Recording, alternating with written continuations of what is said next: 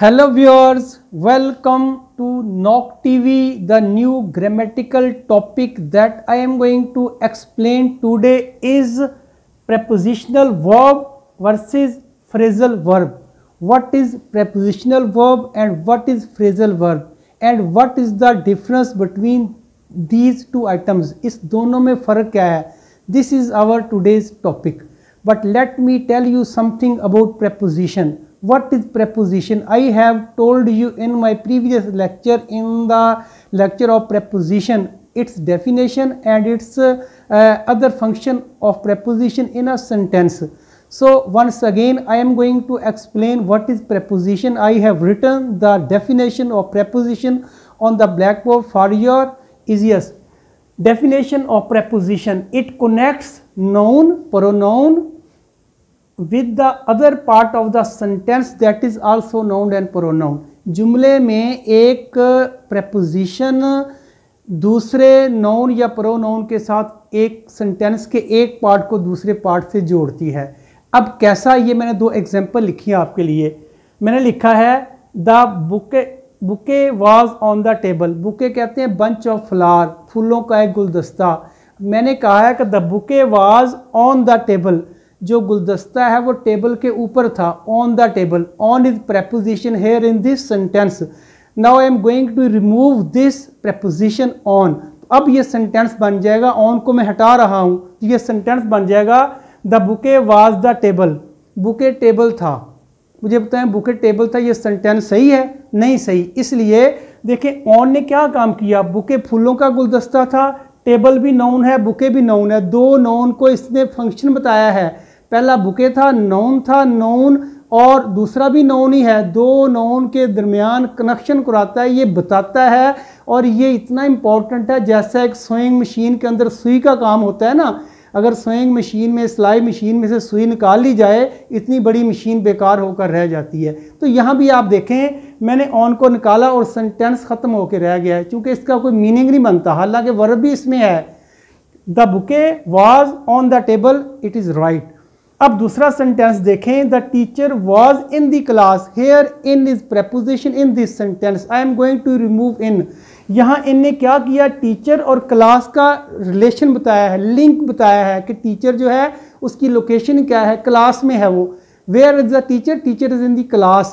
और अगर मैं इन हटा दूंगा तो क्या बनेगा, वो ये बनेगा the teacher was the class. Teacher class था. तो अब इन दो एग्जाम्पल से मैं आपको बताना ये चाह रहा हूँ कि ये जो preposition है ये हमें डायरेक्शन बताती है, टाइम बताती है, लोकेशन बताती है, प्लेस बताती है, और भी बड़ा कुछ हो का जवाब देती है ये, और ये और भी बहुत कुछ बताती है. आज का हमारा टॉपिक preposition नहीं है, आज का हमारा टॉपिक है prepositional verb. तो आप ऐसा कह सकते हैं, जिस वर्ब के साथ preposition लग जाए उससे हम कहते हैं prepositional verb. जिस तरह एग्री के साथ टू लग गया तो ये prepositional verb है. एग्री के साथ विद लग गया, ये prepositional verb है. एंग्री के साथ एट लग गया, prepositional verb है. इसी तरह के और बहुत से हैं जो मैंने लिखे भी हैं. देखें, अगर डाई के साथ ऑफ लग जाए, ये भी prepositional verb है. डाई के साथ अवे लग जाए, ये भी prepositional verb है नहीं, लेकिन यहाँ आप समझें थोड़ी देर के लिए. क्राई के साथ ओवर लगा है. क्राई क्या है, वर्ब है. क्राई ओवर भी prepositional verb है. क्राई अप भी prepositional verb है. वर्ब है नहीं, यहाँ मैंने कॉमन लिखे हैं आपको समझाने के लिए. फिर जितने नॉक एट, ये भी prepositional verb है. फिर गो टू या go into, both are prepositional verb. चूँकि गो के साथ टू लगा है, गो के साथ इनटू लगा है, आगे एक्सप्लेन भी करता हूँ मैं. फिर उसके बाद पास है. पास के तो कई यूज़ हैं, चूँकि पास का एक मतलब नहीं है. एक होता है कि पास कर लेना, एग्ज़ाम पास कर लेना, और दूसरा पास एज एन एडजेक्टिव भी यूज़ होता है, पास एज एन एडवर्ब भी यूज़ होता है, पास एज अ नाउन भी यूज़ होता है, पास एज अ वर्ब भी यूज़ होता है. यूँ कह सकते हैं इट हैज़ मल्टीपल मीनिंग्स. इसके मल्टीपल मीनिंग हैं. पास का मतलब मैंने बताया ना, पास करना नहीं होता, अभी आएगा आगे. ये भी तो हो सकता है मैं आपसे कहता हूँ, कहते हैं ही पास द साल्ट. अब खाना खा रहे हैं, टेबल पे बैठे, वहाँ एक आदमी के पास साल्ट पड़ा हुआ है, उसने आपको वो साल्ट वाली बोतल दे दी है. आप कहेंगे ही पास्ड दी साल्ट. तो यहाँ क्या पास का मतलब आएगा, पास करना आएगा. तो पास मल्टीपल मीनिंग है. आगे देखते हैं. फिर गिव देना होता है, और मेक बनाना होता है. आपको पता है अच्छा, ये तो हो गया थोड़ा सा प्रेपोजिशनल वर्ब के बारे में। अब हम बात कर रहे हैं फ्रेजल वर्ब के बारे में। फ्रेजल वर्ब भी यही होता है, it is combination of preposition and adverb, और ये बोथ। वर्ब के साथ जब प्रेपोजिशन लगती है या एडवर्ब लगता है या दोनों लगते हैं, उसे भी हम कहते हैं फ्रेजल वर्ब। अब डिफरेंस क्या हुआ दोनों में? अगर दोनों एक जैसे हैं तो डिफरेंस तो बताना है आपको मैंने। अब देखें यहाँ पे डाई के साथ ऑफ लगा था, ये प्रेपोजिशनल वर्ब था। अब डाई के साथ अवे लगा, ये फ्रेजल वर्ब हो गया। क्यों फ्रेजल वर्ब है अभी आपको एक्सप्लेन करता हूँ। फिर क्राई ओवर के साथ ओवर लगा, ये प्रेपोजिशनल वर्ब है लेकिन ये साथ साथ फ्रेजल वर्ब भी है, अभी इसको एक्सप्लेन भी करूंगा मैं। फिर क्राई अप, तो ये फ्रेजल वर्ब है। क्यों फ्रेजल वर्ब है एक्सप्लेन करता हूँ अभी मैं आपको। नॉक एट भी phrasal knock up phrasal verb है, और गो थ्रू या गो ओ डबल एफ ऑफ ये भी फ्रेजल वर्ब है, और पास अवे ये भी फ्रेजल वर्ब है, और गिव अप ये भी फ्रेजल वर्ब है। अब फर्क क्या हुआ दोनों में? देखें, डाई के साथ ऑफ लगा, ऑफ प्रेपोजिशन है। डाई के साथ अवे लगा, अवे प्रेपोजिशन है। अगर दोनों के साथ प्रेपोजिशन लगी है तो दोनों को हम प्रेपोजिशनल वर्ब क्यों नहीं कह सकते? उसकी एक वजह है। पहले उसकी एक एग्जांपल देख लें, फिर मैं उसकी डिफरेंस मैंने बताए हैं। There are 3 difference in these two, इनमें 3 डिफरेंस हैं।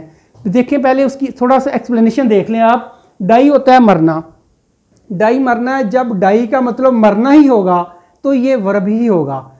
डाई के साथ ऑफ लगेंगे, इसका मतलब भी मरना ही होता है, यानी किसी बीमारी वगैरह से मरना है। Die of cholera, die of plague, तपेदिक से मर गया, कॉलरा से मर गया, मरना ही होता है। डाई के साथ इन लगाएंगे, इसका मतलब भी मरना ही है। डाई के साथ विद लगाएंगे, इसका मतलब भी मरना ही है। डाई के साथ फॉर लगाएंगे, इसका मतलब भी मरना ही होता है।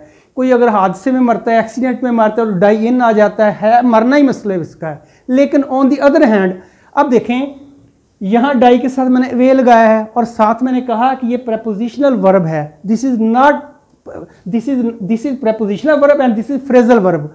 मैंने कहा कि ये फ्रेजल वर्ब प्रेपोजिशनल वर्ब से अलग है, मैंने अलग ही लिखा है। तो डाई अवे क्या है? फ्रेजल वर्ब है। इसके मीनिंग क्या है फिर? इसका मतलब था मरना, टू डाई मरना, लेकिन इसका मतलब है डाई अवे का मतलब है to become weaker and weaker, कमज़ोर से कमज़ोर होते जाना। क्या चीज़ कमज़ोर होती है? एक आवाज़ ऊंची बोल रहा है, कोई ऊंची आवाज़ में बोल रहा है, वो आवाज़ आहिस्ता आहिस्ता आहिस्ता आहिस्ता वीकर से वीकर होती जा रही है, फिर ख़त्म हो जाती है। This is called die away. फिर अगर एक विंड हवा चल रही बड़े ज़ोर की, वो हवा आहिस्ता आहिस्ता आहिस्ता आहिस्ता कम हो जाती है, that is called die away. फिर एक लाइट चल रही है, डिम लाइट चल रही है, वो लाइट आहिस्ता आहिस्ता आहिस्ता आहिस्ता कम होते होते बंद हो जाती है, that will also be called die away. तो इतने मीनिंग है डाई अवे के। कब? जब ये फ्रेजल वर्ब बनेगा। तो मैंने इसका सेंटेंस भी बनाया आपके लिए, देखें। Her song died away in the deep valley.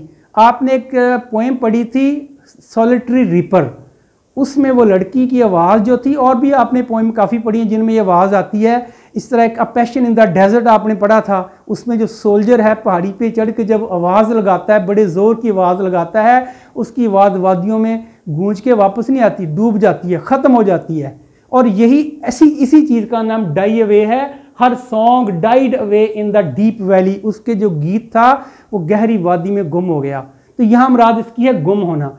अब दूसरा वर्ड मैंने आपके लिए लिखा है क्राई। क्राई क्या होता है? रोना। आपको पता है रोना होता है, लेकिन क्राई के साथ जब ओवर लगता है, आपने एक प्रोवर्ब पढ़ा इंग्लिश का, बड़ा फेमस प्रोवर्ब है, it is useless to cry over spilt milk. अब पछताए क्या हो जब चिड़ियाँ चोगी खेत, मतलब it is useless to cry, अब रोने का कोई फ़ायदा नहीं।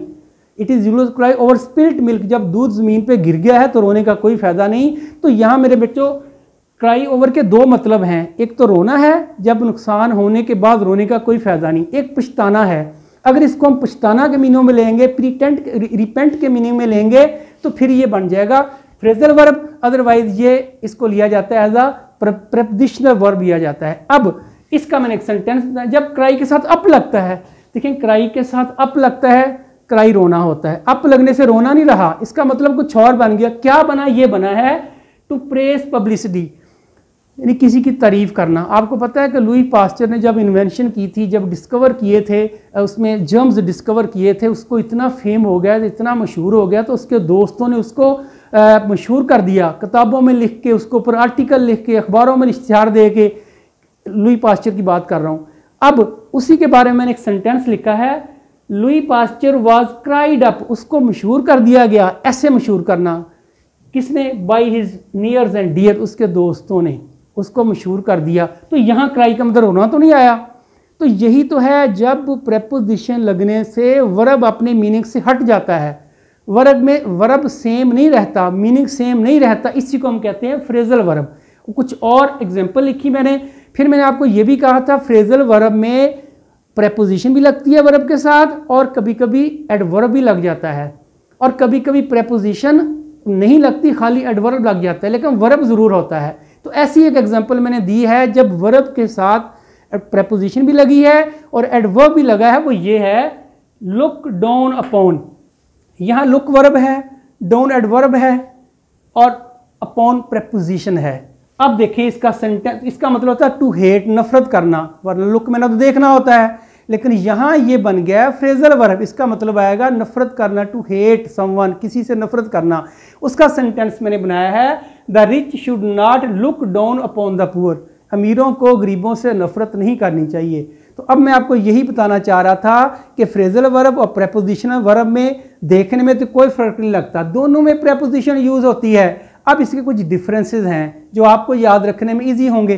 तो डिफरेंसेस में पहला डिफरेंस ये है जो मैं बता चुका हूं कि इनके मीनिंग का डिफरेंस होता है। वो मीनिंग वो नहीं होते जो वर्ब के मीनिंग है। एक सेंटेंस देखें, difference number 1, sameness in meaning.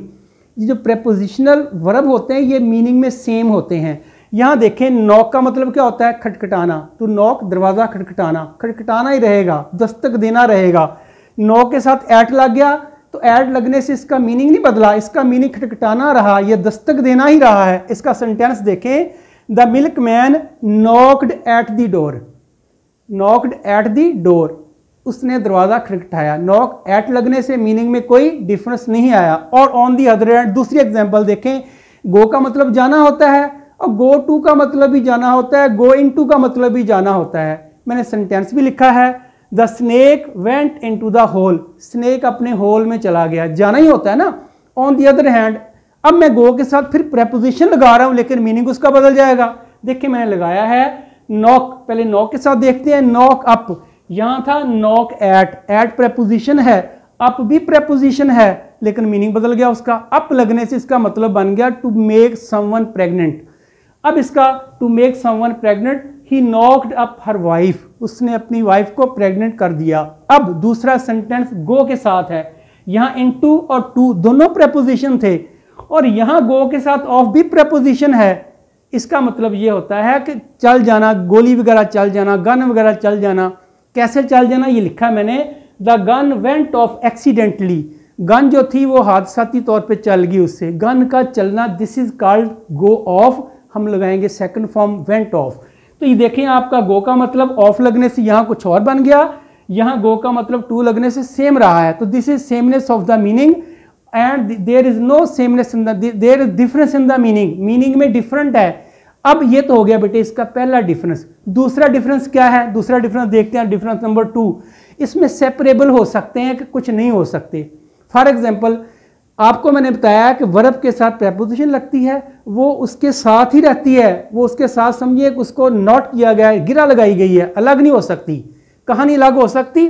Preposition में। ये प्रेपोजिशनल वर्ब में उसकी जो लगी हुई प्रेपोजिशन है उसको हम अलग नहीं कर सकते। उनके दोनों फ्रेंड हैं, दोनों का जोली दामन का साथ है, हम तोड़ ही नहीं सकते। लेकिन on the other hand phrasal verb में हम सेपरेट कर सकते हैं उसकी प्रेपोजिशन को अगर हम चाहें तो, लेकिन कुछ लिमिटेशन में रहते हुए। वो क्या क्या है वो भी आपको बता दी जाएंगी। फर्स्ट ऑफ ऑल सेंटेंस है, the dog was barking at the beggar, कुत्ता जो था वो barking at the beggar, barking at preposition है एट। अब मैं एट को अलग करने जा रहा हूं, देखें, the dog was barking the beggar at, मैंने बैगर पहले कर दिया, एट बाद में ले आया हूं।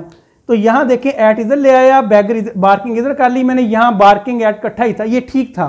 अलग करके ये सेंटेंस ठीक नहीं रहा, ये गलत हो गया है, क्योंकि हम इसको सेपरेट नहीं कर सकते। अपने प्रेपोजिशन को वर्ब से हम अलग नहीं कर सकते। कहाँ? प्रेपोजिशनल वर्ब में। दूसरा सेंटेंस हम देखते हैं, the students were laughing at the buffoon, buffoon कहते हैं मस्खरे को।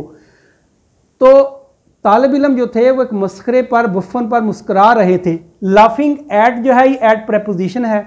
अब मैं ऐड को अलग करने जा रहा हूँ, यहाँ कर दिया मैंने, the students were laughing the buffoon at, add को एंड पे कर दिया मैंने, और ये गलत है।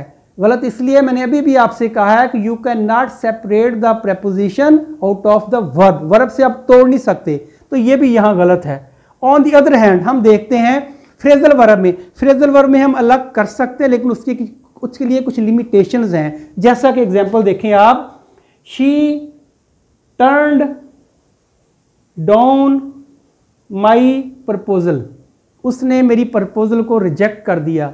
यहाँ टर्न के साथ डाउन आया है ना, टर्न का मतलब घूमना होता है बेटे, लेकिन टर्न के साथ डाउन आया, ये प्रपोजिशन लगी है लेकिन ये बन गया फ्रेजल, इसका मीनिंग वो नहीं है। यहाँ आएगा टू रिजेक्ट, रिजेक्ट कर दिया उसने मेरी प्रपोजल को रिजेक्ट कर दिया। यहाँ देखें टर्न्ड डाउन इकट्ठा ही है, ये फ्रेजल वर्ब है। अब मैं डाउन को अलग करता हूँ, यहाँ देखें she turned my proposal down, मैंने डाउन को एंड पे ले गया हूँ, डाउन को यहाँ से मैंने उठाया, टर्न से इधर कर दिया है, और माई प्रपोजल को एंड से उठा के मैंने टर्न के बाद कर दिया है। तो बोथ आर करेक्ट, दोनों ठीक है, ये ऐसे भी ठीक है, ये ऐसे भी ठीक है।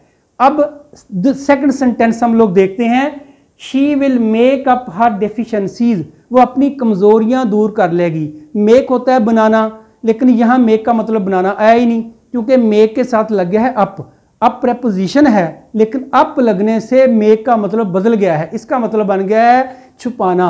मेक होता है बनाना और मेकअप लगने से बन गया छुपाना, टू हाइड समथिंग, कुछ छुपाना। जो लेडीज मेकअप करती हैं वो भी तो छुपाती हैं ना अपनी वीकनेसेस को, अपने जो भी होते हैं चेहरे के अतार चढ़ाव को छुपाती हैं। This is are to call makeup. और मेकअप का और मतलब भी होता है टू रिमूव वंस वीकनेसेस। आप मैथ में वीक हैं तो आप कहते हैं I shall try to make up my mathematics, the weakness of my mathematics, मैं अपनी मैथ की कमजोरियां दूर करने की कोशिश करूंगा। ये भी कमजोरियां छुपाना होता है, कमजोरी दूर करना, टू रिमूव का इसका मतलब होता है। लेकिन यहाँ मेकअप का मतलब डेफिशिएंसी, कमजोरियां, मैं अपनी कमजोरियां छुपा लूंगी। अब मैं डेफिशिएंसी को, ये मेकअप इकट्ठा ही है, मैं आपको अलग करके डेफिशिएंसी को दरमियान में ला रहा हूं, वो ये बन जाएगा she will make her deficiencies up मैंने बाद में कर दिया है, मेक के साथ से तोड़ दिया उसको मैंने। ये कहाँ तोड़ा मैंने? फ्रेजल वर्ब में। फ्रेजल वर्ब में ऐसा कर सकते हैं, कब कर सकते हैं? उसमें एक बात है कि अगर इस फ्रेजल वर्ब के बाद ऑब्जेक्ट आता है और वो ऑब्जेक्ट नोन है, ऑब्जेक्ट भी हो और वो नोन भी हो, तो आप ऐसा कर सकते हैं। अगर ऑब्जेक्ट है नोन नहीं है तो भी नहीं कर सकते, अगर वो नोन है ऑब्जेक्ट नहीं है तो भी नहीं आप कर सकते, क्योंकि हर वर्ब के बाद ऑब्जेक्ट नहीं होता, कुछ वर्ब ऑब्जेक्ट नहीं लेते। अब इसमें एक सेंटेंस भी लिखा मैंने, यहां देखें एक सेंटेंस है, the gun went of accidentally, the gun went of, ये सेंटेंस पूरा हो गया। एक्सीडेंटली यहां ऑब्जेक्ट नहीं है, इसको अगर आप ऐसा करेंगे ना, एक्सीडेंटली को उठा के वेंट के बाद लाएंगे, देखो वेंट ऑफ, ये फ्रेजल वर्ब है। अगर आप वेंट ऑफ को अलग करना चाहोगे, ऑफ को उधर लेके जाओगे और एक्सीडेंटली को इधर लेके आओगे तो ये गलत हो जाएगा, क्योंकि मैंने कंडीशन रखी है कि ऑब्जेक्ट हो और वो नोन हो। तो एक्सीडेंटली ना तो ऑब्जेक्ट है और ना ये नोन है, ये एडवर्ब है, तो एडवर्ब को तो हम लगा ही नहीं सकते। हमारी कंडीशन कुछ और है, ये लिमिटेशन में रहते हुए आप इसको तोड़ सकते हैं, अदरवाइज आप नहीं तोड़ सकते। अब एक तीसरा देखें, एक तीसरा जो डिफरेंस वो क्या है? थर्ड डिफरेंस है the required on an object after. अच्छा देखें, इसमें प्रेपोजिशनल वर्ब की बात कर रहा हूं, इसमें ऑब्जेक्ट ना भी लगाएंगे ना आपका काम चल जाएगा, इसलिए कंपल्सरी नहीं होता, ना लगाएं तो भी चल जाएगा। लेकिन on the other hand object is must with the prepositional verb, क्योंकि प्रेपोजिशनल वर्ब के एंड पे प्रेपोजिशन आती है वर्ब के साथ, और प्रेपोजिशन एंड पे आ ही नहीं सकती जब उसके आगे ऑब्जेक्ट ना हो। तो अगर इसको ऑब्जेक्ट चाहिए ही चाहिए, किसको? प्रेपोजिशनल वर्ब की बात कर रहा हूं, इसको ऑब्जेक्ट चाहिए ही चाहिए, जो मर्जी हो जाए, बगैर ऑब्जेक्ट के नहीं आ सकता। मैं आपको करके दिखाता हूं, देखें, I agree to your proposal, I agree to, agree के साथ टू लग गया। एग्री का मतलब क्या होता है? इत्तेफाक करना, लेकिन टू लगने से भी इसका मतलब इत्तेफाक कर नहीं रहा है। कहता है I agree to your proposal, मैं तुम्हारी प्रपोजल से इत्तेफाक करता हूं, ठीक है। एग्री टू तो हो गया हमारा प्रेपोजिशनल वर्ब। अब योर प्रपोजल ऑब्जेक्ट है ना, ये तो चाहिए इसको, प्रपोजल आप हटाएंगे तो ये गलत हो जाएगा। ऑन दी अदर हैंड, यहां देखें, the Hindus believe in, believe के साथ इन लगा है ना, आप इन लग गया, प्रेपोजिशन लग गई है, अब इसकी रिक्वायरमेंट है कि इसके बाद ऑब्जेक्ट आने ही आना है। अब आगे आ गया मैनी गॉड्स, बहुत सारे देवताओं की पूजा करते हैं वो। On the other hand there is no compulsory of object in phrasal verb. वो कैसे? अब देखें, the serious patient passed away, जो सीरियस पेशेंट था ना, जो मरीज था वो मर गया, पास्ड अवे। पास होता है, पास करना मैंने आपको बताया था, पास के और भी मतलब मैंने बताए थे, लेकिन अवे लगने से इसका मतलब ही कुछ और बन गया। इसका मतलब मर जाना, टू डाई, गुजर जाना, इस दुनिया से अगली दुनिया में चले जाना। तो अब देखें, the serious patient pass away, मर गया, इसके बाद ऑब्जेक्ट नहीं है ना, तो यही तो मैंने आपसे कहा है, इसमें ऑब्जेक्ट कंपल्सरी नहीं है, नहीं भी लगाएंगे तो काम चल जाएगा। एक और सेंटेंस, इसकी एग्जांपल आपके पास है, the burglar ran away. Ran away का मतलब होता है फ्लड अवे, भाग गया, दौड़ गया, चोरी करके नस गया, चोरी करके भाग गया। कौन? बर्गलर, डाकू, चोर, फ्रॉडिया। रैन अवे, रैन अवे के बाद ये तो मैंने मीनिंग लिखा ना, इसको हटा दें आप। ये सेंटेंस यहां तक है, बर्गलर रैन अवे। तो इसमें देखें कोई ऑब्जेक्ट आया है? नहीं आया ना, इसमें ऑब्जेक्ट नहीं भी आ सकता, आ भी सकता है। और अब देखें, आप एक सेंटेंस आपके लिए दे रहा हूं, मैंने अभी जो बात की उसकी नफी करने वाला हूं। मैंने आपसे कहा था कि वर्ब के बाद अगर प्रेपोजिशन आएगी उसको ऑब्जेक्ट चाहिए। कहां चाहिए? प्रेपोजिशनल वर्ब में। तो यहां मैंने एक सेंटेंस लिखा है, वेंट आउट।